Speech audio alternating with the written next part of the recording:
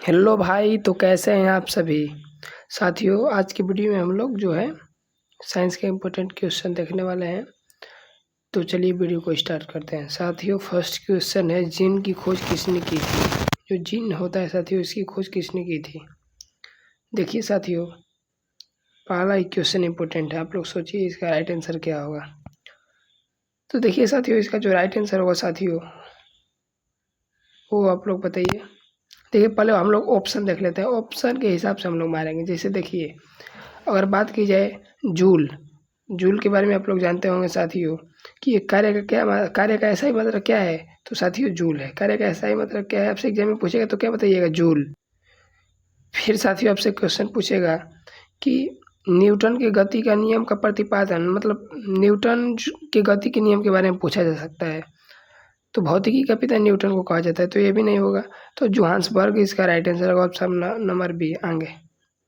Vitamin की रतौंधी किस vitamin की कमी से होता है साथियों। इम्पोर्टेंट है साथियों, एग्जाम में अक्सर पूछ लिए जाते हैं क्वेश्चन। सोचिए आप लोग, देखिए विटामिन के बारे में बात कीजिए साथियों, तो जो विटामिन की खोज है वो फंक महोदय 1909 में किए थे। इम्पोर्टेंट है साथियों, 1911 में किए थे, सॉरी।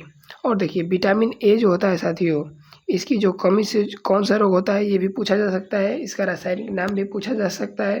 तो आइए पहले सबको निपटा दें। जैसे देखिए साथियों, जैसे आपसे पूछा जाए कि विटामिन ए का जो रासायनिक नाम वो है वो क्या है, तो आप लोग क्या कीजिएगा, रेटिनॉल। क्या कीजिएगा, रेटिनॉल।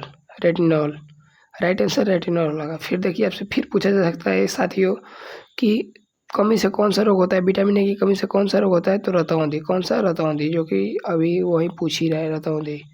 देखिए रतौंधी होता है, ठीक है भाई। अब देखिए विटामिन बी के बारे में बात कीजिए साथियों, तो विटामिन बी का जो रासायनिक नाम होता है वो थायमिन होता है। क्या होता है, थायमिन। और इसकी जो कमी से रोग होता है साथियों, वो होता है बेरी बेरी। कौन सा, बेरी बेरी, बेरी बेरी रोग होता है, ठीक है भाई। और देखिए इसका जो स्रोत है किस में ज़्यादा पाया जाता है, तो देखिए मूंगफली में पाया जाता है, उबला हुआ आलू में पाया जाता है, और सब्जियां में पाया जाता है। आगे विटामिन सी का बारे में बात की जाए साथियों, तो देखिए विटामिन सी का जो रासायनिक नाम होता है साथियों, वो क्या होता है, इंपॉर्टेंट है साथियों, एक ट्रिक है, रथ पर टॉफी। तो इसी से आप लोग याद कर सकते हैं। तो देखिए विटामिन सी का जो रासायनिक नाम है साथियों, एस्कॉर्बिक एसिड है। इम्पोर्टेंट है। और इसकी जो कमी से रोग होता है, स्कर्वी होता है।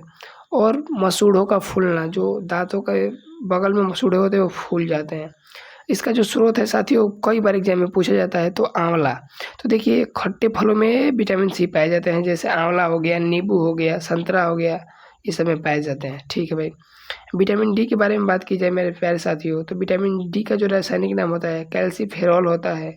और इसकी कमी से जो है रिकेट्स होता है, जो कि बच्चों में ये रोग होता है। और मलेशिया भी होता है वयस्कों में, पुरुषों में साथियों। और देखिए विटामिन डी का जो स्रोत है साथियों, वो सूर्य का प्रकाश है, दूध है, अंडा है।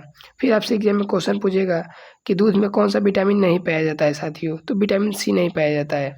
तो देखिए प्रश्न में पूछा रतौंधी किस विटामिन की कमी से होता है, तो देखिए विटामिन ए की कमी से कौन सा रोग होता है, रतौंधी होता है साथियों। इसका जो स्रोत है वो गाजर है, दूध है, अंडा है, फल है, ये सब है, ठीक है भाई। आगे न्यूट्रॉन की खोज किसने करी थी साथियों, आप लोग सब जानते होंगे न्यूट्रॉन की खोज किसने करी थी, बताइए आप लोग। तो साथियों आप लोग सोच लिए होंगे मैं ऐसा करता हूँ। तो देखिए, देखिए जो न्यूट्रॉन की खोज है साथियों, वो जेम्स चैडविक किए थे 1931 में। कब किए थे, 1931 में। मैं सही बोल रहा हूँ तो 1931 में, ठीक है भाई। आगे देखिए, न्यूट्रॉन के बारे में हो गया। इलेक्ट्रॉन के बारे में पूछा जा सकता है साथियों, तो जे थॉमसन। कौन, जे थॉमसन, ये जो है इलेक्ट्रॉन की खोज करते हैं, जे थॉमसन। ये भी आप लोग को याद रखना है, ठीक है भाई। फिर नेक्स्ट अगर आपसे बात की जाए साथियों, तो न्यूट्रॉन हो गया और इलेक्ट्रॉन हो गया। और पॉजिट्रॉन के बारे में बात की जाए तो कार्ल एंडरसन किए थे, इम्पोर्टेंट है साथियों। और देखिए वही साथियों, आइंस्टीन जी के बारे में बात की जाए, तो देखिए आप सब लोग जानते होंगे इन्हें। देखिए सापेक्षता का जो सिद्धांत है इन्होंने ही दिया था, आइंस्टीन जी। उसके बाद में द्रव्यमान ऊर्जा का संबंध जो बताए थे सबसे पहले, वो आइंस्टीन जी बताए थे। आगे बढ़ते हैं। एक वाष्प इंजन उसमें ऊर्जा को किस में बदलता है साथियों, इम्पोर्टेंट है, और इससे यांत्रिकी से क्वेश्चन अक्सर पूछ लिए जाते हैं। तो साथियों देखिए, इस प्रश्न का जो राइट आंसर होगा साथियों, वो डी होगा यांत्रिकी ऊर्जा। देखिए साथियों क्या होता है इसमें, देखिए जैसे पूछा जाएगा आपसे कि विद्युत बल्ब जो है, तो देखिए विद्युत बल्ब के बारे में बात की जाए तो ये विद्युत ऊर्जा को प्रकाश ऊर्जा में रूपांतरित करता है। ठीक है भाई, देखिए जो इम्पोर्टेंट है वो बता रहा हूँ। देखिए डायनेमो पूछता है तो ये यांत्रिक ऊर्जा को विद्युत ऊर्जा में रूपांतरित करता है। जो विद्युत मोटर होता है साथियों, वो विद्युत ऊर्जा को यांत्रिक ऊर्जा में रूपांतरित करता है। ठीक है भाई, और जो विद्युत सेल होते हैं साथियों, वो रासायनिक ऊर्जा को विद्युत ऊर्जा में रूपांतरित करते हैं। ये सब पूछे जाते हैं, एक क्वेश्चन रहते हैं इससे। नेक्स्ट, WHO का पूरा नाम क्या है साथियों? WHO के बारे में बात कीजिए साथियों तो आप लोग जानते होंगे कि, तो साथियों WHO के बारे में बात की जाए यानी वर्ल्ड हेल्थ ऑर्गेनाइजेशन के बारे में बात की जाए यानी विश्व स्वास्थ्य संगठन, तो साथियों इसका जो स्थापना हुआ था वो 7 अप्रैल 1948 को हुआ था। कब हुआ था साथियों? 7 अप्रैल 1948 को। ये आप लोग को याद रखना है साथियों। इसका जो है मुख्यालय पूछा जाता है एग्जाम में साथियों, तो आप लोग जानते होंगे कि स्विट्जरलैंड का एक शहर है जिसका नाम है जिनेवा। यहाँ पे क्या है, इसका मुख्यालय है, तो कहाँ है साथियों?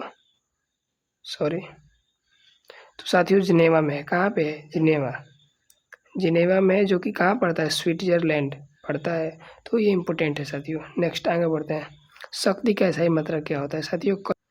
कई दफ़ा साथियों एग्जाम में क्वेश्चन ये पूछा हुआ है कि जो शक्ति का मात्रक होता है, सही मात्रक वो क्या होता है साथियों? शक्ति का सही मात्रक क्या होता है, आप लोग सोचिए। तो साथियों किसी के पास शक्ति होगा तो क्या करेगा? किसी का वाट लगा देगा।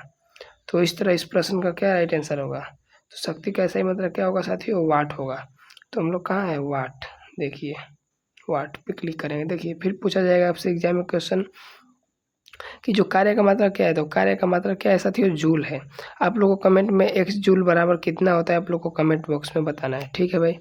न्यूटन जी के बारे में बात की जाए साथियों, तो आप लोग जानते होंगे कि गति के नियम का जो प्रतिपादन है वो न्यूटन जी किए थे। कब किए थे? 1665 में। एक पुस्तक है इनकी बहुत इंपॉर्टेंट, प्रिंसिपिया। कौन सी पुस्तक है साथियों? प्रिंसिपिया पुस्तक है। उसी में इन्होंने गति के नियम को पहली बार प्रतिपादित किए थे। प्रिंसिपिया पुस्तक है साथियों। कई दफ़ा एग्जाम में क्वेश्चन पूछा है, तो आप लोग को याद रखना है। आने वाले एग्जाम में पूछा जा सकता है। ठीक है भाई। अब देखिए नेक्स्ट देखते हैं। नेक्स्ट क्वेश्चन है कि मानव हृदय में कितने वैष्म होते हैं साथियों? 4। कितने होते हैं? 4 वैष्म होते हैं। ठीक है आगे। कौन से विटामिन की कमी से के कारण रक्त का थक्का नहीं जमता है साथियों? रक्त का थक्का किसके कारण नहीं जमता है? तो देखिए आप लोग जानते होंगे साथियों कि विटामिन के जो होता है साथियों उसके कारण। किसके? विटामिन के कारण। ठीक है साथियों, अब आगे देखते हैं। आगे वाला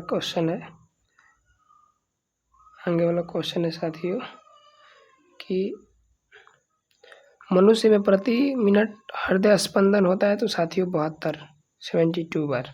नेक्स्ट, आनुवंशिका का जनक किसे कहा जाता है साथियों? तो ग्रेगन जॉन मेंडल को कहा जाता है। आप लोग जानते होंगे। ठीक है भाई आगे बढ़ते हैं। और रॉबर्ट हुक के बारे में बात की जाए तो कोशिका की खोज जो है सबसे पहले कौन किए थे? तो रॉबर्ट हुक 1665 ईस्वी में किए थे। आप लोग जानते होंगे। नेक्स्ट, आप लोग को कमेंट बॉक्स में बताना है कि न्यूटन का जो तीसरा गति नियम है वो कौन सा है। मैं ऑप्शन दे रहा हूँ। संवेग का नियम, जड़त्व का नियम, क्रिया प्रतिक्रिया, उपयुक्त में से कोई नहीं, एक से अधिक। ठीक है दोस्तों, थैंक्स फॉर वॉचिंग। जय हिंद।